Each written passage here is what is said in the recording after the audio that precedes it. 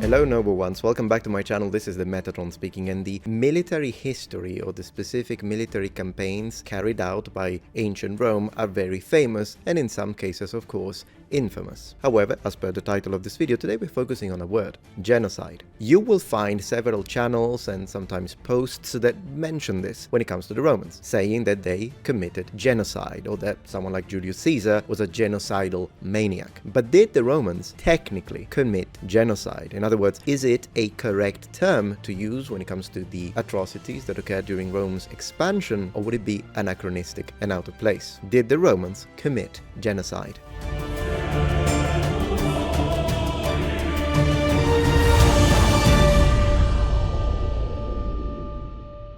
Usually, when we talk about the accusation of genocide when it comes to the ancient Romans, we're referring to three specific instances. One, Julius Caesar or Julius Caesar against the Gauls, so the Celtic populations that lived in pretty much what is modern-day France. Two, the actions carried by Scipio Africanus against the Carthaginians in what would be modern-day Tunisia, North Africa. And three, the actions perpetrated by Caracalla under the direct command of his father, at the time Emperor Septimius Severus, when it comes to the Caledoni, so the populations of Caledonia, modern-day Scotland. In contemporary historical literature, particularly active school of thought in recent years has brought to light critical issues related to various aspects of the assertion of Roman hegemony, specifically concerning methods of conflict management, conquest, and attitudes towards defeated and subjugated people. The risk of applying contemporary standards to an ancient context can lead to seemingly straightforward reasoning that starts from inconsistent assumptions, using moral and ethical categories formed and rooted in our society in response to a specific historical path, which in ancient sociocultural contexts was still far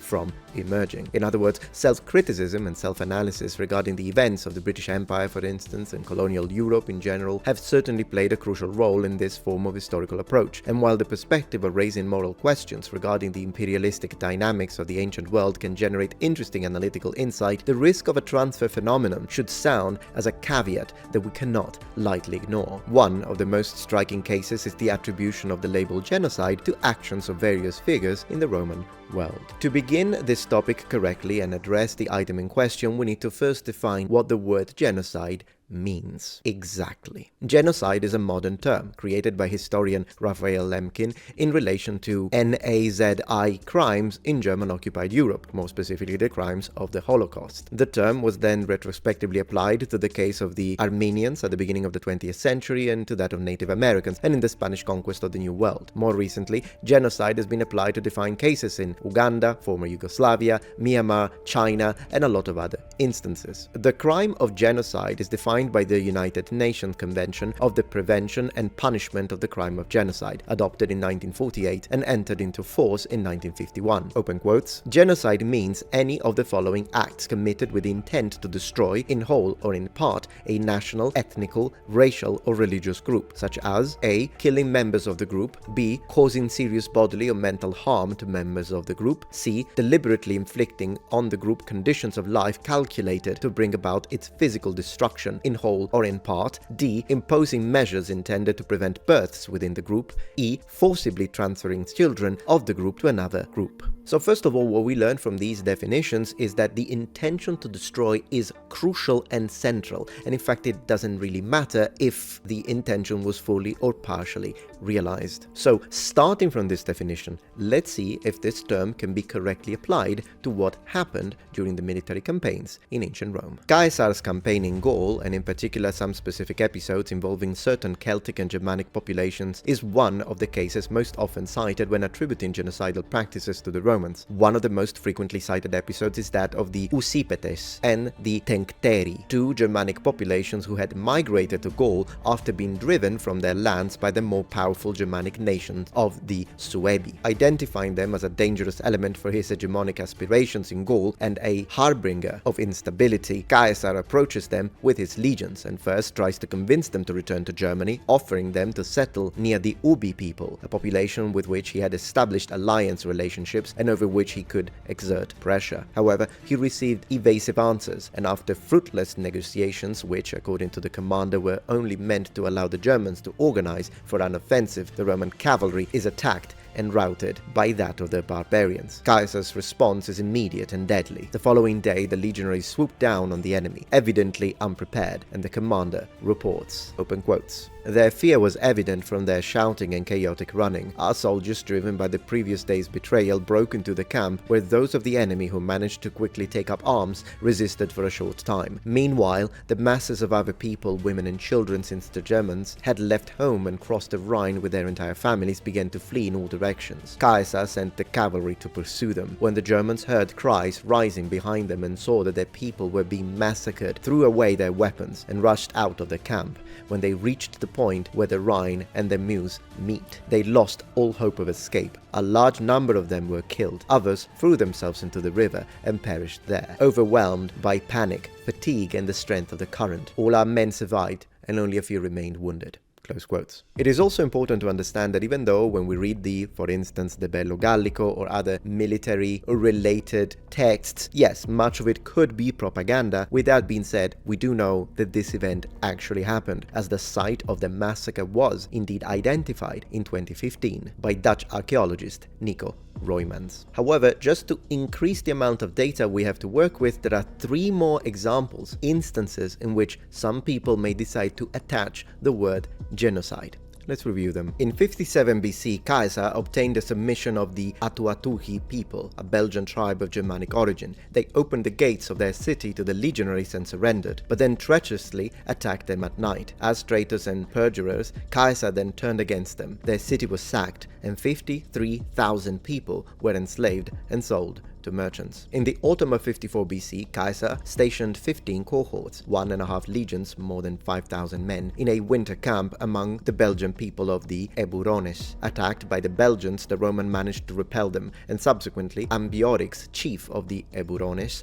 came to parley. The Belgian king complained of being forced into battle by popular will and pressure from neighboring tribes, and apparently to repay a past debt of gratitude he had with Caesar, who had freed his people from subjugation by the neighboring tribe of the Atuatuki and had returned his son and grandson, held by them as hostages. He warned him that all of the Belgian tribes had conceived a common plan to attack all of the Roman camps on the same day, so that no mutual support would be possible. Showing apparent goodwill, Ambiorix promised the Romans safe passage to the borders of his territory. After an intense debate in their war council, the Romans evacuated their camps. However, Ambiorix's plan was a deception, and the legions were ambushed, being annihilated almost to the last man. In the Bello Gallico, Caesar leaves no doubt about the serious errors of Sabinus, the commander in charge, but his anger is directed against Ambiorix, whom, it is understood, Caesar had considered a friend, and whose betrayal he took very personally. In the summer of 53, Caesar organized a systematic hunt to capture Ambiorix, who narrowly escaped. The army burned the villages and buildings of the Eburones, destroyed their crops, hunted the herds, and killed anyone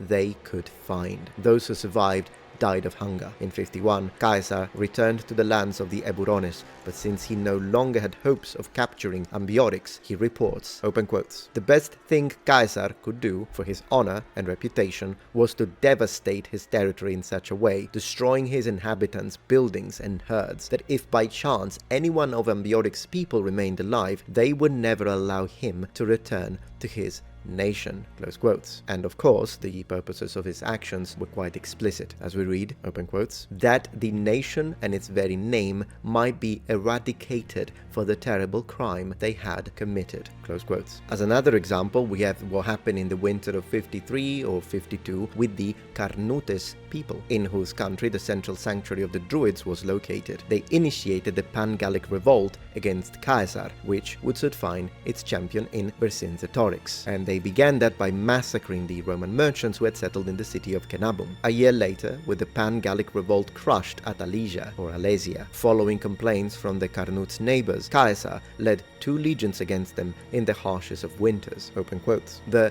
Carnutes scattered in flight and abandoned their villages and their towns, close quotes. But Caesar sent light troops and cavalry, open quotes, whenever the enemy was reported to be heading. The Carnutes were overwhelmed by the difficulties of winter and the fear of dangers surrounding them. Driven from their homes, they dared not stay long in any place, and during the most severe period of the year, they found no refuge in the woods. scattered as they were, they lost a large part of their population and the rest dispersed among neighboring nations. Close quotes. At first glance, it does appear that the events relating to the Eburones people and what happened to them sort of satisfy the UN criteria for genocide, and as we read in Caesar's words himself, open quotes, that the nation and its very name would be eradicated for the terrible crime they had committed. Close quotes. Thus, we can see that there definitely was an intent for total annihilation. Moreover, in the case of the Carnutes people, his choice of timing, the coldest winter, and method of proceeding leave no doubt about his intention, as do the methods implemented against the Atuatuki people, with national annihilation through total enslavement. Although different, the case of the Usipetes people and the Tencteri people could also be prefigured as genocide. Caesar did not tolerate these Germans in Gaul, and because they refused his proposals and did not leave voluntarily, he destroyed them through a total massacre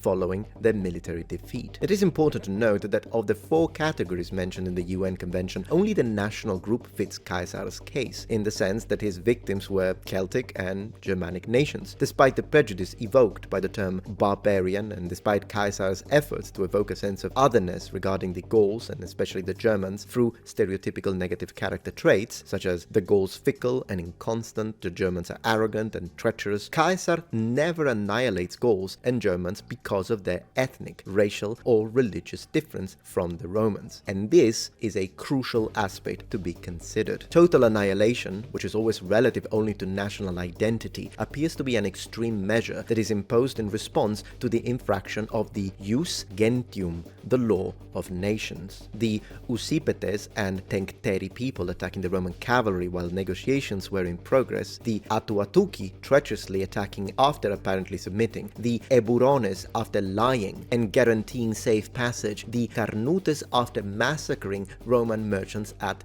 Cenabum. So from the perspective of the ancient Romans, which is what we are trying to also take into account in this situation, these will be all cases in which, and I'm using the following word very lightly, the nations that we are discussing had committed such misdeeds as to be automatically deprived of their legal status as nations. Now, of course, while Julius Caesar's actions, from a more general standpoint, are absolutely ferocious, it is very important to contextualize them within the context of a military campaign. And it is also very important to understand fully the cultural and historical context in which they occur. This will help us to be professional in our analysis and avoid superficial parallels. So let's do just that. Let's begin with a term of comparison. The NAZI policy, for example, which led to the birth of the term genocide itself, was based on an ideology that was independent of war, even if its implementation was facilitated by the war itself. The Armenian genocide also had a long prehistory of persecution and oppression. Unlike these and other modern cases of genocide, comparable also to those committed during the Spanish conquests in the New World, all of Caesar's quote-unquote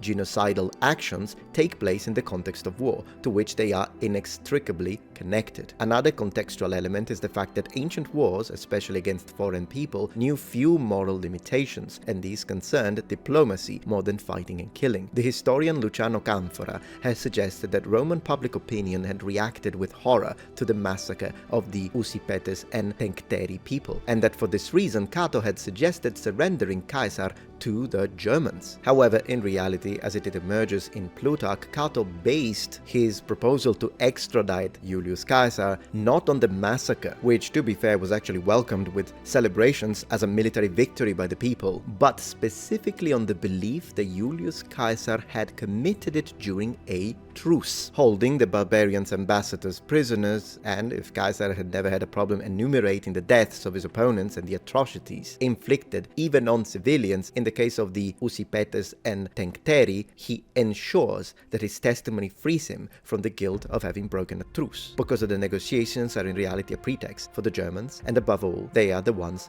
to attack first. To further deepen the context in which this whole situation developed, we have to understand this. These two Germanic people, so the Usipetes and the Tencteri, were, as we said, pushed into Gaul. They don't go into Gaul out of their own volition, they are pushed into Gaul by another Germanic tribe, the Suebi. But as they reach Gaul, these are not harmless, defenseless migrants. In fact, the first thing they do is to try and occupy the lands of the local native Belgian populations of the Menapi, who lived in villages on both banks of the Rhine, and after initially failing, they succeed through deception, open quotes. In a single night, the cavalry of these two Germanic people covered the entire journey and unexpectedly swooped down on the unsuspecting Menapi, who had returned to their villages beyond the Rhine without fear, because their scouts had confirmed the departure of the enemy. The Germans massacred the Menapi and, having seized their ships, crossed the river before news of what had happened reached the other bank, having occupied all the Menapi's buildings. They then used their provisions for the remaining part of the winter. The Bello Gallico 4-4. Close quotes. Now, given Julius Caesar is not very clear in outlining the fate of the Menapi, but in fact we have an entire nation that is partially massacred, and what remains is deprived of its houses and its provisions in the middle of winter. If Caesar carried out a genocidal massacre against the Usipetes and the Tencteri, we then find ourselves in the position of having to recognize that they had just finished doing the same to the Menapi people, who were in fact the native people of that specific land. So is now Caesar a liberator? Someone who carried out a just revenge? Well, that of course is very much of a stretch, but still, we will have to agree that there is a lot of context within this specific historical occurrence. Now, the reality is that the concept, or at least a similar concept to that which could be considered the genocidal massacres that occurred during times of war, does happen multiple times in the ancient world. Look at, for example, the conquest or the capture of Jericho that is expressed in Joshua 6:17 and 18. Open quotes, "Everything in the city was completely annihilated, men and women, young and old, ox and sheep and donkey, with the sword." Close quotes. But a similar concept is also found in the Greek world. And in fact, this idea that we can connect, at least somewhat, to the modern concept of genocide can be found in the Greek, probably most popular poem or epic poem, the Iliad. In the Iliad, Menelaus is about to take a Trojan prisoner for ransom when Agamemnon intervenes. Open quotes.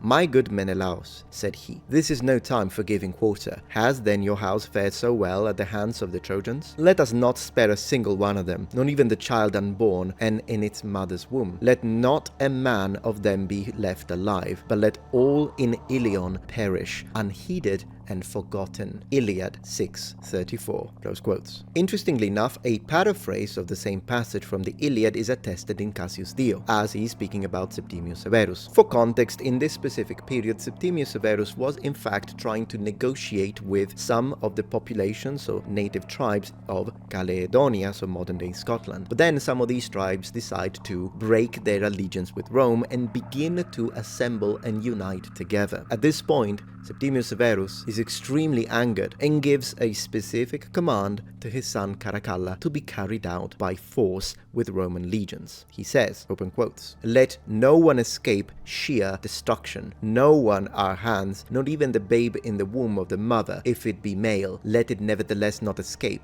sheer destruction." Cassius Dio, Epitome, close quotes. Interestingly enough still, to find a difference or a point of divergence again with the modern concept of genocide in connection to 1930s and 1940s Germany, we see that even in this case, a brutal command is not given because of the desire to annihilate a people because of their ethnicity or because of their national identity. It is a product of the revolt of the Maeatae, a federation of tribes located in Scotland between the Forth and the Tay, that was allied and subject to the Romans, and whose uprising is experienced as an act of betrayal by the Romans. Now, before people start making response videos and debunking videos when they accuse me of being a pro-genocide maniac, I mean, that's the level of stupidity of some of my detractors, let me make this clear. Of course, from a human perspective, and even I want to say from a contemporary perspective, all of these actions are indeed atrocities. And the idea that not only fighting men or enemy soldiers are being attacked and annihilated, but women, children, and infants and babies is horrendous. This should be obvious, but anyways, I'll state it. With that being said, today we're discussing still the relevance of the modern term genocide in the ancient context. Just to remember, this is what we are dealing with. So let's dive even deeper. As we have brought to light, some forms of genocide were not at all foreign to the ancient world as an occasional byproduct, although never the cause, of armed conflicts, aimed at the annihilation of a nation that often, at least in the Roman context, had committed an infraction of the jus gentium. However, there is a partial exception to this rule, and that has to do with Sulla's measures against the people called Samnites, which, even though do originate in a military context, they will eventually reach a very grim expression. The Samnites, after a series of incursions into Latium as far as Ardea, and after having devastated the region of Campania, greatly extended their dominion. The Campanians, who were already accustomed to being commanded in a despotic manner, obeyed their orders. At the present day, however, they had been almost completely exterminated by various Roman generals, and lastly by Sulla, who held the greatest power in Rome. Sulla, after having quelled the Italic revolt in various battles, observed that the Samnites, almost without exception, remained united and had a single purpose, and that they therefore marched against Rome itself. Consequently, he fought against them under the walls of the city, and, since he had given orders not to take prisoners, many of them were cut to pieces on the battlefield, while the survivors, about 4,000 men who had thrown down their arms, were taken to the Villa Publica in the Campus Martius and locked up there. 3 days later, soldiers were sent who killed them all, and when he compiled his proscription list, he did not rest until he had annihilated or driven from Italy anyone who bore a Samnite name. To those who reproached him for his ferocity, he replied that he had learned that no Roman could live in peace as long as even a single Samnite survived, and indeed, to this day, the cities are reduced to villages, and some, in fact, have disappeared altogether. Bovianum, Aesernia, Panna, Telesia, near Venafrum, and others like them, none of which is worthy of being considered a city. Strabo 5:4-11. Close quotes. Already enemies and adversaries of Rome between the second half of the 4th and the first decades of the 3rd century BC, once they were defeated and forced to sanction a so-called foedera, that is, a diplomatic agreement that provided for alliance and submission, the Samnites had partly rebelled when Hannibal descended into Italy, but above all, they had played a central role in the uprising of the Italian Socii. The dynamics relating to Sulla, however, do not concern the uprising of the social war, but the subsequent conflict that had seen him opposed to Gaius Marius in the First Roman Civil War. Since Sulla was a champion of the Roman aristocracy, it was logical that the Samnite communities, led by the commander Pontius Telesinus, would side with Marius. This is why Sulla's actions are important in this case, because compared to other so-called genocidal massacres, they do differ significantly. 1. The Samnites in this specific case did not rebel against the Romans by betraying and breaking the jus gentium, but rather sided with one of the two Roman parties in the civil war. 2. The proscription lists are a calculated, methodical, and prolonged instrument of political purging, not an extemporaneous massacre during a military operation. Sulla persecuted the Samnites with all means at his disposal to purge them from Italy, and evidently attributed a pernicious character to their ethnicity specifically. 3. It wasn't only the Samnites who supported Gaius Marius and marched on Porta Collina, but also the Lucanians, led by Marcus Lamponius. Yet, Sulla doesn't seem to want to pursue them continuously, as he did with the Samnites. The Samnite persecution cannot therefore be prefigured solely as punishment for supporting Marius, but evidently a personal evaluation by Sulla himself that was added to this. Because of all of these considerations, I think the only actual case within Roman ancient history and military operations that we could in fact say is very close to the contemporary definition of the word genocide would be the massacre of the Samnites at the hands of Sulla, albeit with all the necessary distinctions of the case.